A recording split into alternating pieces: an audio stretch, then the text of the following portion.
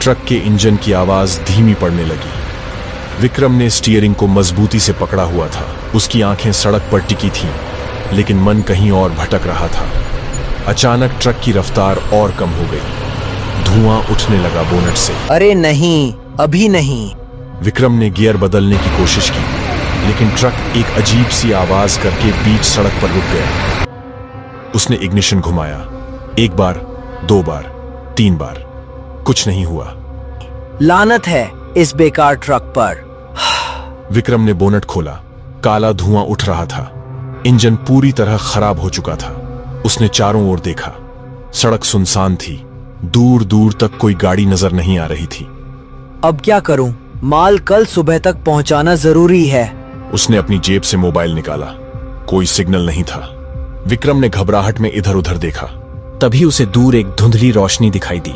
शायद कोई ढाबा या दुकान है। चलो वहीं चलता हूं, शायद कोई मदद मिल जाए। विक्रम ने ट्रक में ताला लगाया। अपना छोटा सा बैग उठाया, जिसमें मालिक की दी हुई नकदी थी, पूरे 50,000 रुपए। उसने बैग को कसकर कंधे पर लटकाया और उस रोशनी की तरफ चलने लगा।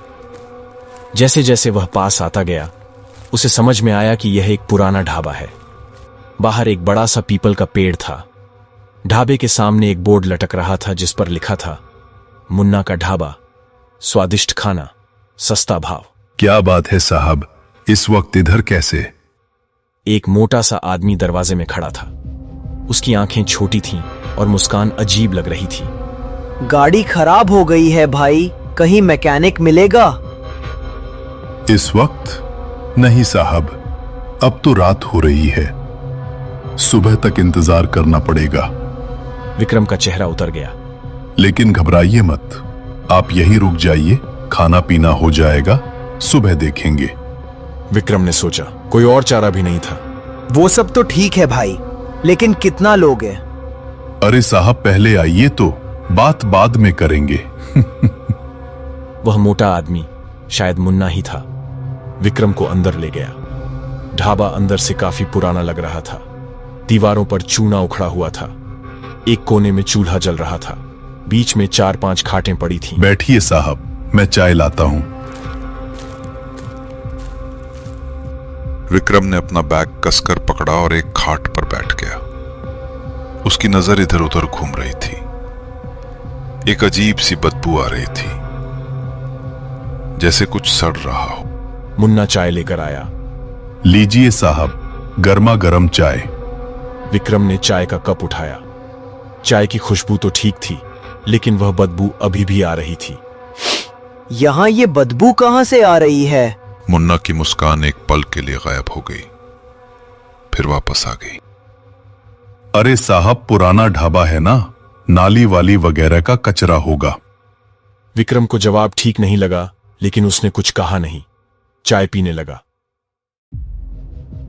आप अकेले ही चलाते हो ये ढाबा? नहीं साहब, मेरी बहन भी है। रसोई का काम वो देखती है। अभी वो पीछे काम कर रही है। बुलाऊं?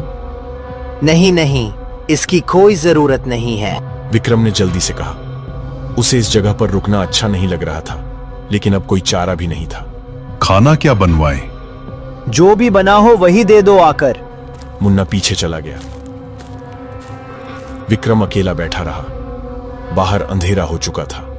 सिर्फ एक बल्ब जल रहा था, जो बार बार टिमटिमा रहा था। उसने अपने बैग को और कसकर पकड़ लिया।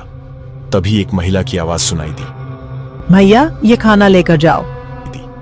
विक्रम ने देखा कि घूंघट में एक औरत खड़ी है। वह प्लेट मुन्ना को दे रही थी। उसके हाथ बहुत पतले थे, जैसे सिर्फ हड्डियां हों। मुन्ना खाना लेकर आया।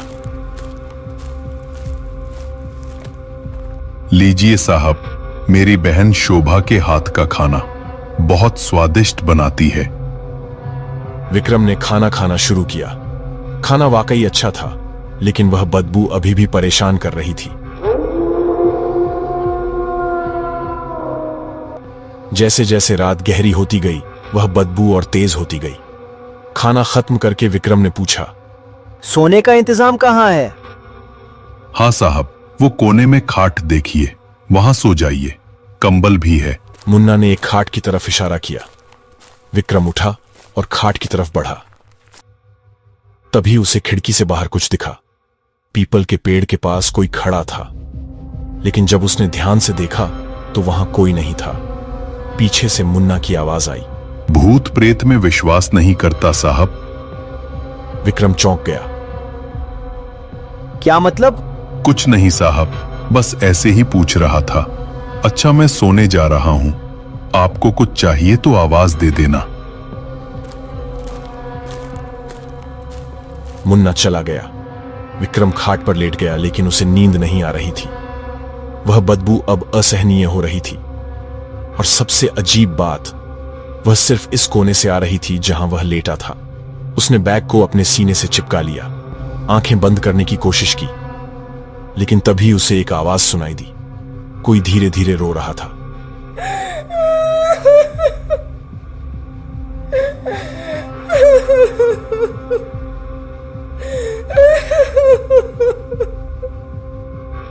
विक्रम उठकर बैठ गया।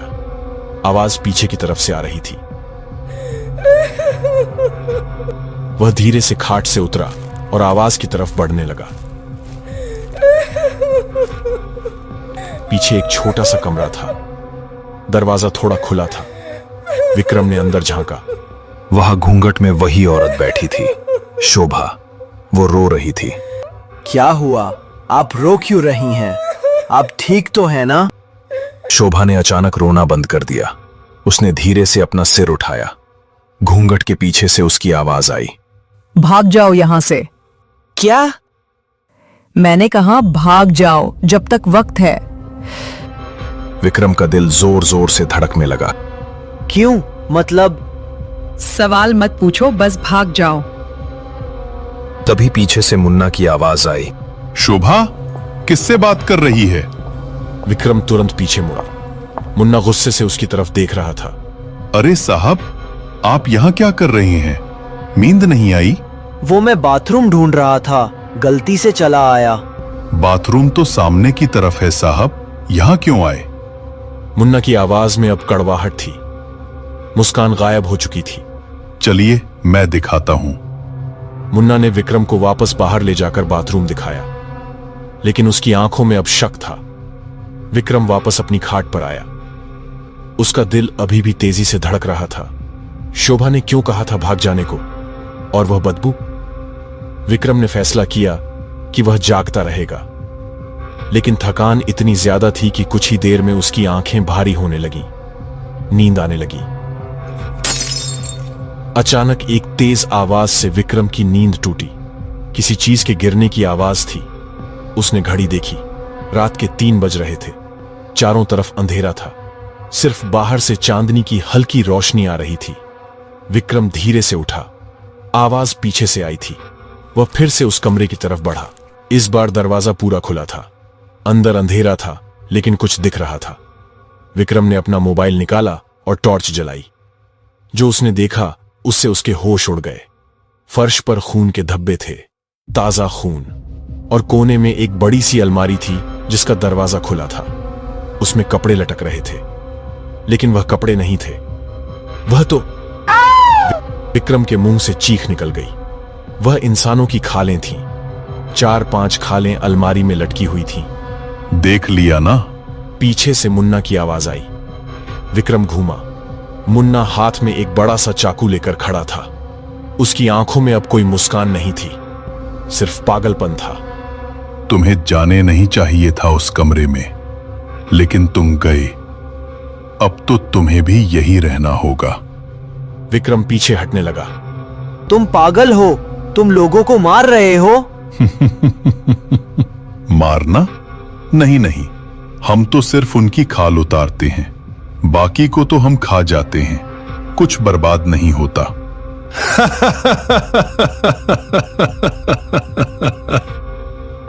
मुन्ना हंसने लगा।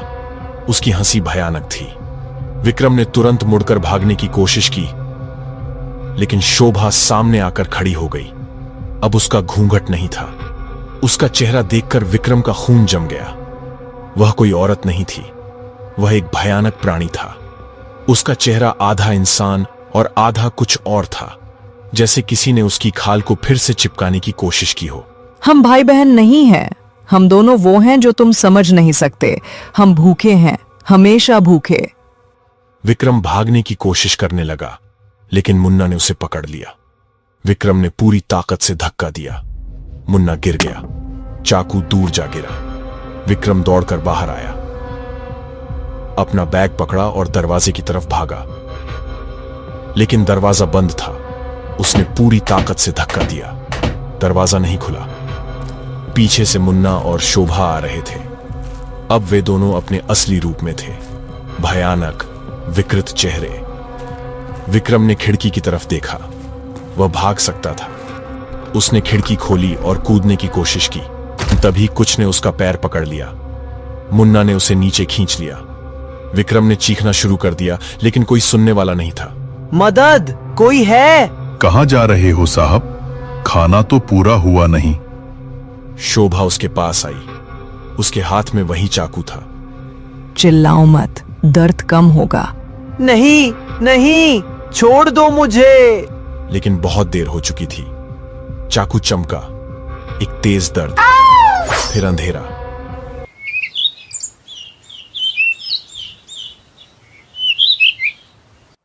सुबह की धूप निकली।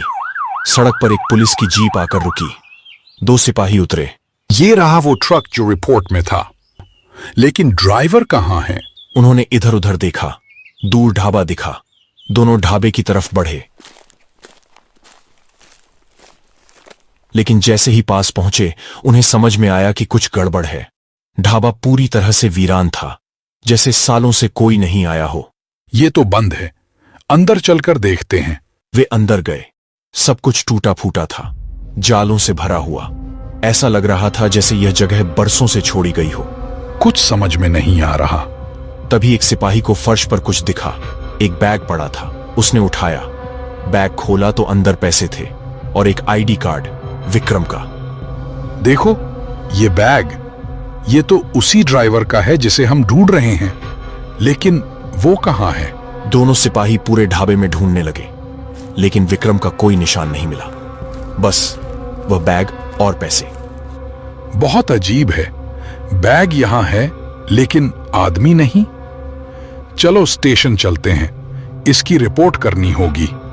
दोनों बाहर निकले, लेकिन जैसे ही बाहर आए उन्हें एक अजीब सी बदबू आई, सड़ी हुई मांस जैसी। ये बदबू कहां से आ रही है? पता नहीं, चलो यहां से निकलते हैं, ये जगह अजीब है। दोनों तेजी से वहां से निकल गए, लेकिन अगर वे थोड़ा और रुकते, अगर वे पीछे के कमरे में जाते, तो वे देखते कि अलमारी में अब 5 नहीं 6 खालें लटक रही थी, और उस अंधेरे कमरे में मुन्ना और शोभा बैठे हुए इंतजार कर रहे थे, अगले शिकार का, अगले भूखे मुसाफिर का जो इस सड़क से गुजरेगा। क्योंकि भूख कभी मिटती नहीं, वह हमेशा लौट कर आती है।